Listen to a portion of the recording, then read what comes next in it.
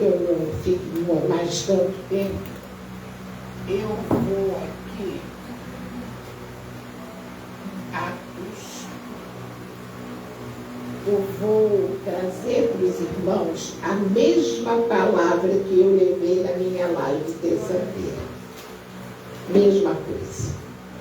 Porque eu sei que é uma ótica, uma visão diferente. Diferente. E o diferente tem que ser propagado. Então, o texto está em Atos 16, de 20 até o 34, mas eu não vou ler tudo. Eu apenas vou ler o seguinte. Atos 16, começando no versículo 25, que é o terremoto. O terremoto. Ai, que bom que a água já está aqui, já está aqui.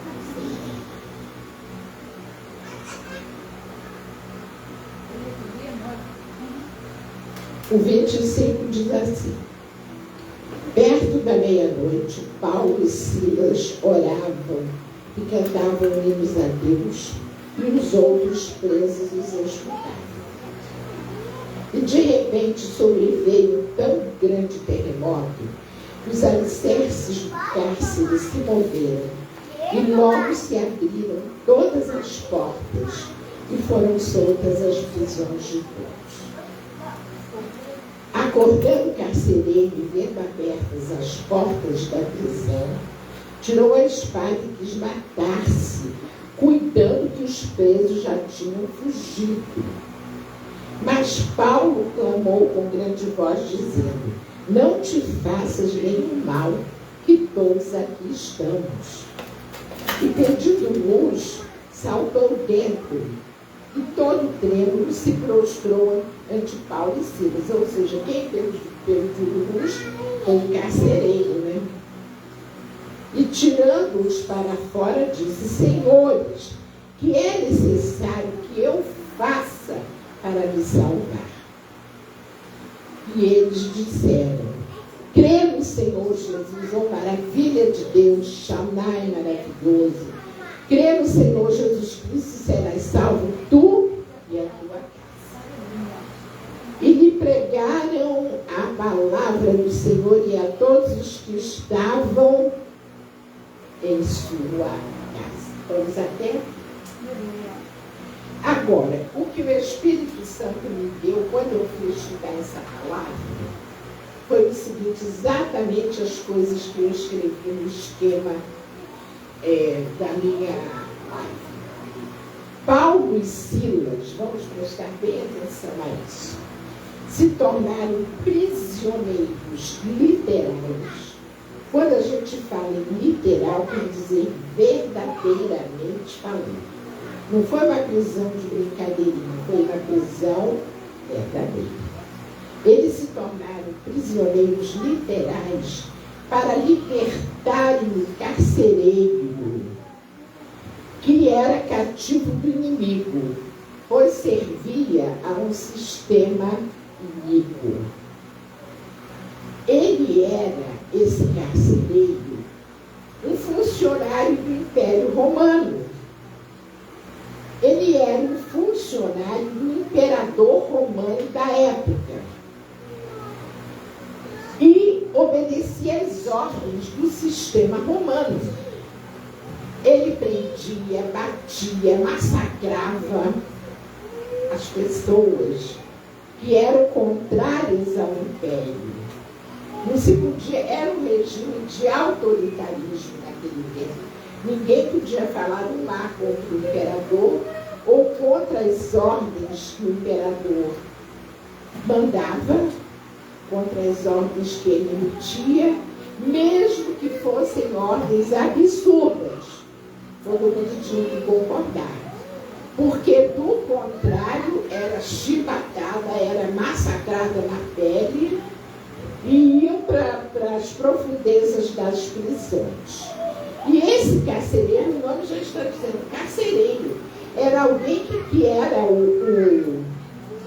como se diz assim, que executava esse tipo de trabalho, era alguém que executava esse tipo de trabalho, né? E ele nem se importava com o sofrimento de quem quer que fosse. Por quê? Porque trabalhando numa profissão daquela, fazia anos, o texto não diz isso, mas você deduz pelo desenrolar da história que ele era um homem já tarifado naquela profissão. E as pessoas que trabalham em determinadas profissões, como por exemplo essa de prender, essas pessoas não têm sentimentos. O coração e a mente se tornam cauterizados. Eles não têm mais assim sentimentos, pena, dó, nada disso. Esse carcereiro simplesmente ele executava as ordens. Para isso ele ganhava dinheiro para levar o sustento para a sua família. E ele nem queria saber se ele estava magoando, mas tanto é que 2 servos de Deus, Paulo e Silas, foram parar naquela prisão. Foram acorrentados, foram amarrados pelos pés aos tocos que tinha dentro do cárcere e ali ficaram.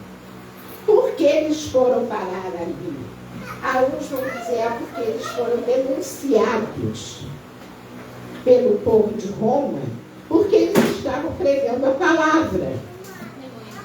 Eles foram denunciados, mas eu diria que isso foi só um motivo, uma mote, digamos assim. Mote quer dizer motivo, para que ele fosse parar na prisão. Mas o motivo primário, o primeiro motivo disso tudo foi o propósito de Deus. Ou chamar maravilhoso. Deus teve propósito de mandar Paulo e Silas, os seus servos para a prisão. Para quê? Para libertar o cativo. Está dando para perceber isso?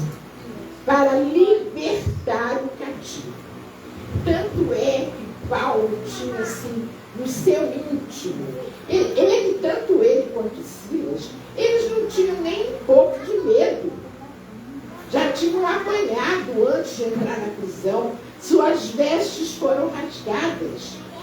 Eles não tinham medo de nada, porque eles tinham a certeza de que Deus era com eles.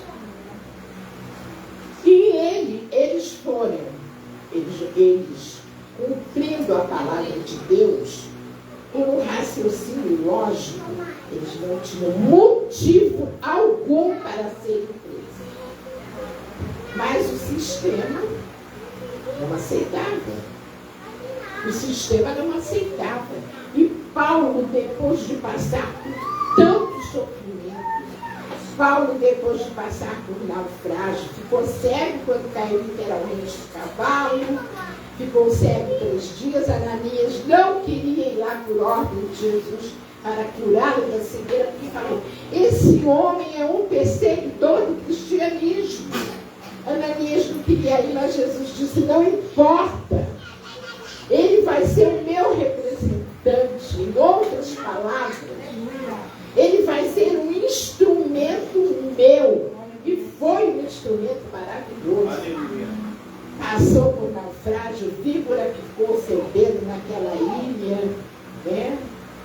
E no final ele sabia que nada daquilo iria matá-lo, porque o propósito primário de Deus para a vida de Paulo era que Paulo fosse para Roma. Para Roma. Tanto que ele viveu os 2 últimos anos da vida dele em Roma, em prisão domiciliar. Ele alugou uma casa. Roma não deu a casa para ele, ele alugou a casa. E ali ele ficava com soldados guardando portas e portões. Prisão domiciliar. E ali ele recebia pessoas, e no seu cativeiro ele discipulava as pessoas. Ele era um mestre E as pessoas que iam lá procurá-lo eram os seus discípulos, os que queriam aprender a palavra de Deus. 2 anos levou isso para então depois ele ser decapitado pelo governo. Mas voltando aqui ao carcereiro, né? Esse carcereiro era duplamente cativo, porque além de obedecer às ordens injustas dos romanos, ele certamente servia a outros deuses. Não conhecia Jesus. Porque o Império Romano era um sistema completamente idólatra. Eles tinham, como os gregos, deuses para tudo.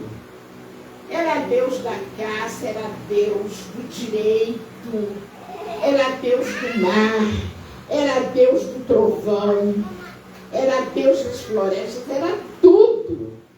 Tudo Deus. Os gregos também eram assim.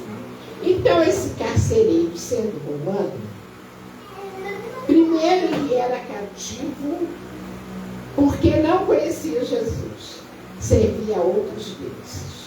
E segundo, ele era cativo porque era funcionário de um império injusto, de um governo malvado, de um governo que não se preocupava e que falar em Jesus arrepiava e dava coceira no corpo. Era isso. Isto, aí eu escrevo assim, isto me fez perceber mais e mais que o Senhor, o quanto o Senhor Deus está no controle de todas as coisas. Ele está no controle. Paulo e Silas, desculpa. Eu falei Paulo e Sílaba. Paulo e Silas, me perdoem, meus queridos irmãos. Eles não sabiam qual era o propósito de Deus ao levá-los para a prisão. Mas o servo de Deus, quando está em sintonia, ele recebe. Ele recebe. Recebe pela mente, recebe pelo coração, recebe pelo âmago da sua alma. Ele recebe. E aí, tanto que na prisão, o que aconteceu com Paulo e Silas? Eles ficaram orando bem alto, para que todos os prisioneiros ouvissem. E cantando hinos, ou seja, se reforçando espiritualmente para o que viria a acontecer. Né? Por isso que perto da meia-noite aconteceu o terremoto. E o carcereiro, bem dormido, não estava ouvindo as orações. Olha só o descaso dele. Os outros prisioneiros estavam ouvindo as orações, mas ele não. Ele estava dormindo. Não queria nem saber. Prendeu, está preso, eu estava dormindo, tomar conta, acabou. Mas acontece que os propósitos de Deus são infalíveis, meus queridos amigos. E não há quem os possa frustrar. Ninguém frustra os planos de Deus. É coisa linda, linda. Mas sabe o que é lindo? É lindo demais. Você saber que você tem um Deus cujos planos não podem ser frustrados. Mas o plano de Deus já estava traçado. E ele, Deus, iria usar os seus instrumentos, Paulo e Silas, para executar aquilo que ele, Deus, queria que fosse executado. Ou seja, que o carcereiro fosse liberto das amarras, das vendas espirituais e das vendas materiais também, porque a vida daquele homem, depois daquela conversão, nunca mais foi a mesma. Nem a vida dele, nem a vida da sua família, nem tampouco a vida daquelas pessoas que estavam na casa do carcereiro, Porque quando eles saíram do cárcere, o que aconteceu? Foram para a casa do carcereiro. Mas antes, o carcereiro só acordou com o barulho do terremoto. E pulou desesperado, gritando que ia se matar, porque achou que todo mundo já ia aproveitar para fugir. Ninguém fugiu. Isso aqui é uma coisa linda. Nem os presos que conheciam Jesus, nem aqueles que não conheciam. Ninguém fugiu. Ficaram como que hipnotizados, dominados por uma força superior que os prendia. Né? E os planos de Deus, os propósitos dele já estavam traçados. E ele iria usar os seus instrumentos para alcançar o carcereiro e toda a sua família. Daí está registrado na Bíblia um dos mais belos versículos que eu amo. Versículo que nos traz esperança e, ao mesmo tempo, grande alegria ao coração com relação à nossa família. Quando o carcereiro perguntou: Senhores, que é necessário que eu faça para me salvar? Porque os dois instrumentos de Deus disseram: crê no Senhor Jesus e serás salvo tu e a tua casa. Ou seja, eu oro pelos meus filhos, insistentemente batendo na porta dos céus. Eu digo a conversão. Não penso que sejam ricos, que tenham carrão, casa, nada disso. Só quero a conversão. As demais coisas poderão ser acrescentadas de acordo com a soberana vontade. Alguma coisa eu já vejo vislumbrar, outras nem sinal de resposta, mas a minha esperança está aqui. Amém. A minha esperança está aqui. Crê no Senhor Jesus e serás salvo tu e tua casa, porque Deus não é homem para que minta. Nós temos que nos segurar nisso, nesta promessa maravilhosa. Aí olha só que coisa interessante. O Senhor fez os seus instrumentos cativos, prisioneiros literalmente na prisão, para salvar os cativos espirituais. É lindo isso. Está dando para entender? Eles foram presos, eles que não mereciam ser presos, que não precisavam ser presos, mas o Senhor Deus deu a liberdade, deu a ordem para que aquilo acontecesse, fez cumprir o seu propósito. Eles ficaram prisioneiros, Paulo e Silas, para salvar os cativos espirituais. Porque não foi um homem só, foi um homem e sua família e quem estava ali. Olha lá. O versículo 32 nos afirma isso. De Atos 16, 32 diz assim: e lhe pregaram a palavra do Senhor e a todos os que estavam em sua casa. Está vendo como tinha muita gente? E agora? Né? Houve da parte do carcereiro uma conversão instantânea. Não houve muitos questionamentos, mas apenas que é necessário para que eu possa me salvar, o que eu preciso fazer para me salvar. Só isso. Crê no Senhor Jesus, serás salvo do minha tua casa. Pelo seguinte, porque a pessoa que é leiga, que ainda não aceitou, que ainda não conhece os caminhos, a gente não pode espantar, querendo falar tudo de uma vez para a pessoa. Basta isso. Aí, por exemplo, eu tenho pessoas pelas quais eu oro, até tenho orado por 3 jovens. 3 jovens. Então, eu falo assim: Senhor, olha, um deles é muito conhecido nosso há um tempo. Ficou primeiro sem a mãe, ficou ele e o pai morando. Eram dois irmãos, um casou, está morando em Araruama, e o outro ficou com a mãe e o pai. Aí a mãe faleceu, daí uns 4 anos. O pai tem uns 3 meses que faleceu, ele ficou só. Nossa, mas ele gosta muito do diácono Adair, muito, porque o pai dele era pequeno e era muito amiguinho de troca de pipa. Um fazia a pipa, dava para o outro, aquela coisa de pipi. E aí ele sempre está ligando, está mandando mensagens para a gente, nós para ele. Aí teve um dia que ele nos pediu algo e nós fomos até lá em cima daquele morro lá. Não é Caixa d'Água, é depois da Piedade. Não tem uma igrejona lá? Perto onde era a faculdade de Gama Filho. Então, tem uma rua lá que é lá que ele mora. Aí lá e tal, ele nos recebeu no portão.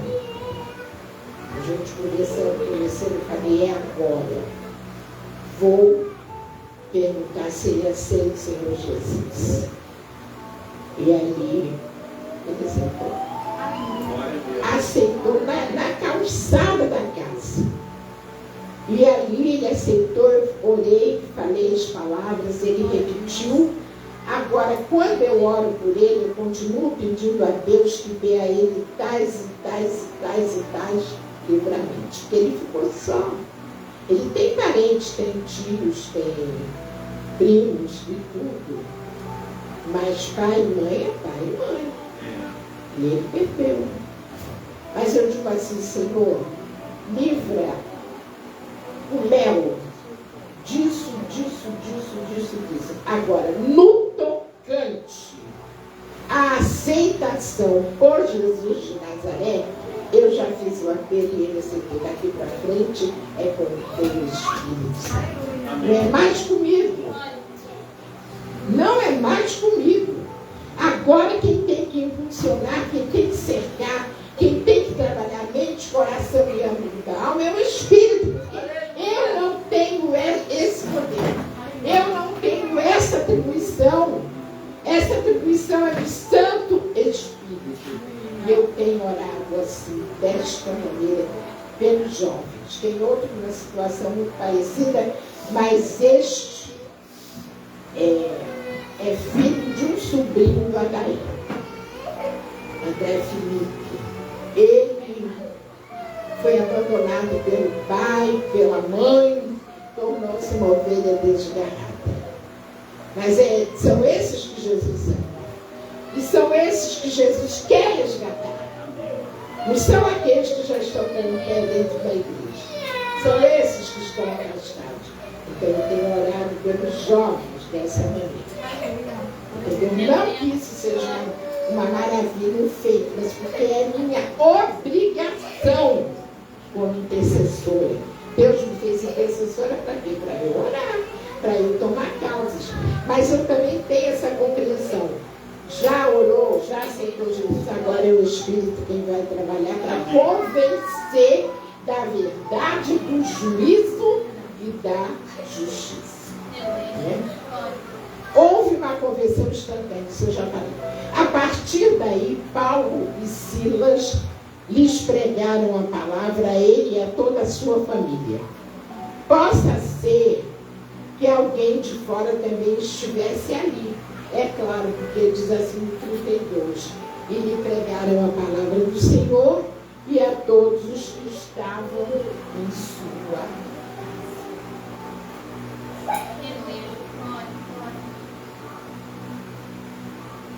Está quase acabando, tá? Mesmo no cativeiro, Paulo e Silas faziam discípulos. Mas eles discipulavam com fé, com coragem, com segurança, tá? Com obediência à vontade de Deus para as suas vidas. O terremoto fez com que as correntes materiais fossem quebradas e os cadeados que mantinham os prisioneiros atados fossem abertos. Isso o terremoto fez. Mas eles não estavam prisioneiros apenas por aquelas correntes materiais. Eles estavam prisioneiros porque ali não havia só o carcereiro, havia bandidos, havia ladrões, havia assassinos naquela prisão de Roma. Todo tipo de meliante, digamos assim, estava lá naquela prisão. E aí, como houve um terremoto verdadeiro, literal, real, houve também um terremoto espiritual. Ou seja, as correntes que mantinham o carcereiro e todos os outros que estavam ali naquela prisão, presos à ignorância, ao desconhecimento da verdade que é Jesus, que cura, salva, liberta, arranca das trevas e traz para a luz, foram rebentadas. E os cadeados espirituais que o mantinham aprisionado, ou os mantinham aprisionados ao erro, foram abertos. Foram abertos. E tudo isso proporcionou a sua libertação espiritual. As vendas caíram da mente, dos olhos, dos ouvidos, da boca, do coração que está aqui, do âmago da alma que está bem aqui. Tudo isso fica vendado quando a pessoa não consegue enxergar as verdades espirituais. A gente tem que pensar muito nisso. E quando essas vendas caem, as pessoas começam a dizer: nossa, como é que eu fazia isso antes? Eu nem acredito como eu fazia tal coisa antes. Porque a pessoa estava dominada por uma força espiritual maligna. Tinha uma sintonia com aquela malignidade e aquilo fazia com que a pessoa errasse. Mas olha que alegria que a pessoa sente quando a pessoa é liberta. Eu passei por essa alegria porque houve uma época da minha vida que eu servia os espíritos. Entendeu? E através do meu esposo eu vinha ser liberta. Ele falava: este caminho vai te levar para o inferno. O caminho é Jesus. O caminho é Jesus. O caminho é Jesus. E de tanto falar, eu falei: eu vou querer conhecer esse teu Deus. Por amor a você, eu falei mesmo, por amor ao homem, eu quero conhecer Deus, que ele tanto fala. Estou aqui até hoje com 32 anos. É assim que Deus faz. Agora já estamos no finalzinho. Quando cremos na palavra e vivemos de acordo com o que ela orienta, Deus nos concede suas bênçãos, para que também abençoemos nossos entes queridos, pois é promessa bíblica o Altíssimo dar salvação a nós mesmos e a nossa casa. A gente não pode esquecer isso. Por mais distante que pareça, como eu digo, às vezes eu estou orando, eu nem enxergo nada do que está acontecendo. Mas eu agora consigo dizer: Senhor, que se faça, porque a gente tem muita restrição de dizer que se cumpra na vida minha ou do outro a tua soberana vontade. Mas agora eu já aprendi essa lição e eu tenho falado. Mas eu tenho navegado, pastor, em águas tranquilas, concernente a essa questão. Confiando muito, muito, porque pelo tempo que eu já tenho de caminhada na presença de Jesus, não podia ser diferente. A não ser que eu fosse uma pessoa muito maluqueta, né? Mas acho que eu não sou, não. E para terminar, todos nós, vamos prestar bem atenção, todos nós que hoje estamos na casa do Senhor, seguindo-o e professando-o como nosso único Senhor e Salvador, um dia já navegamos por outras águas. Já navegamos por outras águas. Já estivemos acorrentados, prisioneiros, fomos idólatras. Idólatras. Tá? Se é que não continuamos a idolatrar algumas coisas hoje em dia, a gente tem que se examinar a si mesmo. Porque de repente há coisas que nós ainda idolatramos. Achamos que é por amor, mas não é idolatria. Tá? E então, quando nós fizermos esse exame nós mesmos e descobrirmos se nós ainda temos resquícios de idolatria em nós, e pedimos ao Espírito Santo que nos cure, que nos livre, que nos liberte, nós poderemos cantar esse refrão aqui que eu vou cantarolar. Eu sou livre, eu sou livre, nada além do sangue, nada além do sangue de Jesus. Olha que coisa linda! Eu sou livre, eu sou livre, nada além do sangue, nada além do sangue, nada além do sangue de Jesus.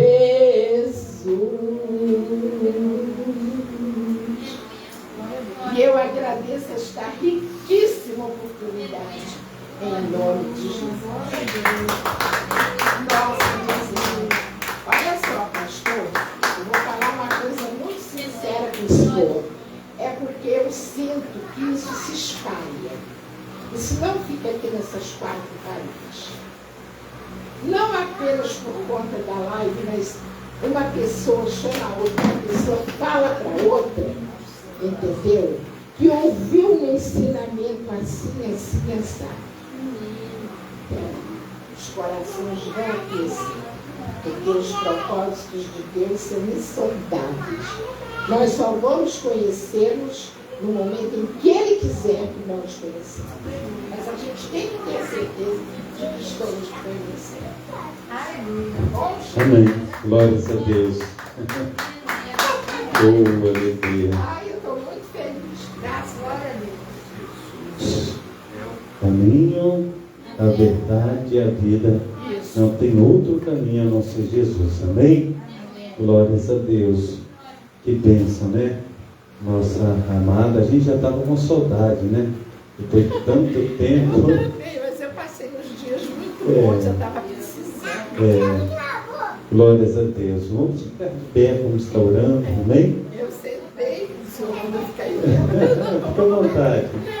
Pai, sempre, Pai querido, Pai amado, nós te agradecemos, ó Pai, porque sabemos, ó Pai, que conforme a tua serva pregou, ó Pai, para alcançar os teus servos, ó Pai, se preciso for, aleluia, o Senhor mexe com os alicerces da terra. É verdade. E o Senhor tem feito isso, ó Pai, porque, aleluia, nós sentimos, ó Pai, o teu mover.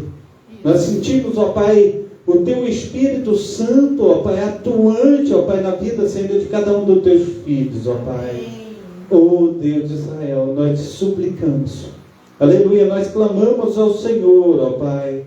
Ah, Deus de Israel, abra os nossos olhos, os nossos corações, para que vejamos, ó Pai, o quanto o Senhor quer, Senhor, nos transformar. Aleluia. Porque nós seremos, ó Pai, temos sido, Pai, conforme a tua serva falou, ó Pai, aleluia, Senhor, ó Pai amado, pedras vivas, Pai. Nós temos sido, ó Pai, no nome santo do nosso Senhor e Salvador Jesus Cristo, testemunhos, ó Pai, aleluia, Senhor, do teu fluir.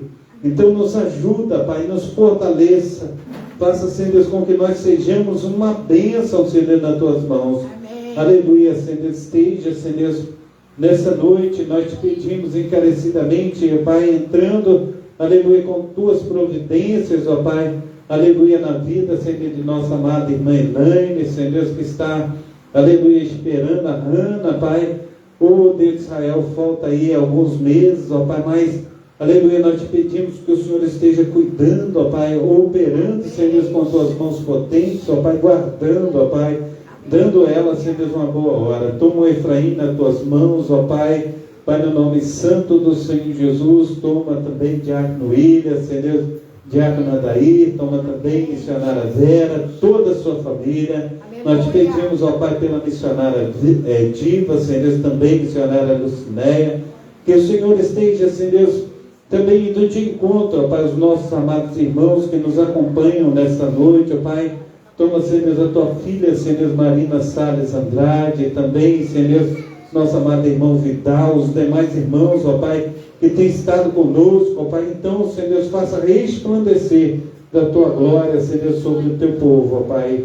E o teu sobrenatural, o teu milagre esteja acontecendo conforme tem acontecido na vida do Alexandre, Pai, na vida também do Fabrício, ó Pai.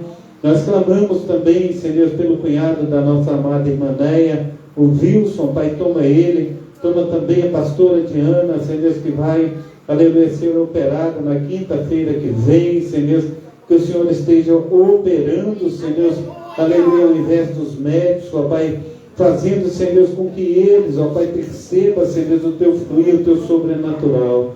Toma também, Senhor Deus, aleluia, Senhor Deus, a sala de oração, toma também, Senhor Deus, os cultos na Efraim, toma, Senhor Deus, as nossas programações nas tuas mãos, o nosso ir, o nosso vir, que o Senhor esteja, Senhor Deus, fazendo infinitamente mais do que temos pedido e pensado, no nome santo do nosso Senhor e Salvador Jesus Cristo. Amém? Levanta as tuas mãos para estar recebendo a bênção apostólica, que o grande amor de Deus, o Pai, que as ricas consolações do Espírito Santo e que a graça de nosso Senhor e Salvador Jesus Cristo esteja sobre todos vós que esperam ansiosamente a vinda do Messias, e todos digam amém, amém e amém.